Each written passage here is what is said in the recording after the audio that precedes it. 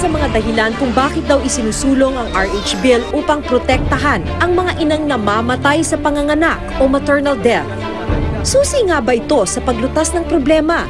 2009 nang una naming makilala si Manilyn. 19 na taong gulang pa lang siya noon at kabuanan sa supling. Sa liblib na bahagi ng Antipolo nakatira si Manilyn. Walang health center sa lugar. Wala ring midwife na maaaring umalalay sa mga buntis na tulad niya. Kaya sa hilot sila umaasa. Inabutan namin ang oras ng kanyang panganganak. Para makaraos ka na. Sige, awa ang Diyos. Tigasan mo, huwag mong idapit maka mo. Usog yung mukha mo. Hindi na kaya. Anong hindi kaya? Kaya mo yan, kaya. Maray ko. Ano ba sa luna? Bumili ka!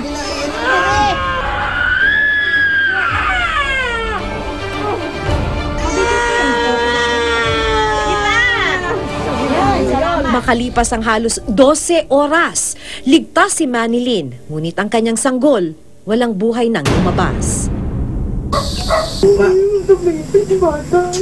Ay, iiyak na nga tanga.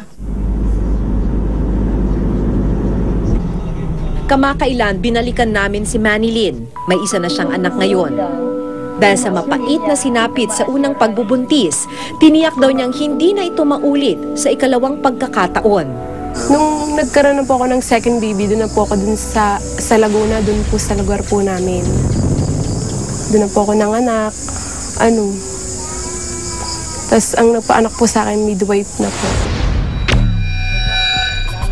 Ang hilot sa lugar noon na si Aling Flor, isa ng barangay health worker ngayon.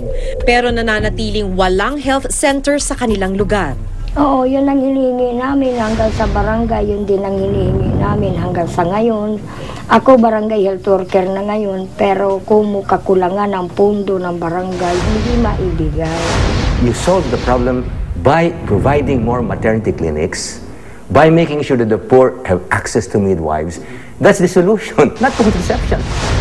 Para sa mga pro-RH, ang pinaglalaban talaga namin dito, yung empowerment of women. Kasi dito, magmula sa information tungkol sa pagbubuntis, hindi pagbubuntis, panganganak, lahat ito pinag-uusapan. Ayon sa pag-aaral na ginawa ng United Nations Population Fund o UNPF noong 2003, 24 sa bawat 1,000 sanggol na isinisilang ang namamatay sa bansa. 11 ina naman ang namamatay kada araw dahil sa pagdadalang tao at panganganak. Kadalasang dahilan nito ang kawalan ng tama at sapat na atensyong medikal.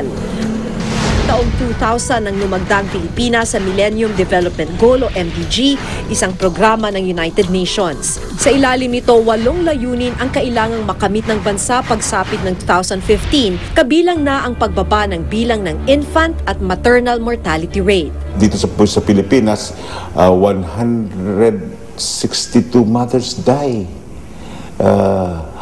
out of every 10,000 live births. There are existing policies on that, on maternal health, family health, reproductive health.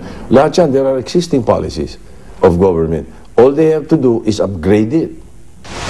Palakasin na nila at pagbutihin ng paggawa niyan. Kasi ang mangyayari dyan, papasay ang RH Bill. Lalabas lang ang pera. Pera lang ang lalabas dyan. Pagdating sa implementasyon yan, babalik din yan sa implementasyon ngayon.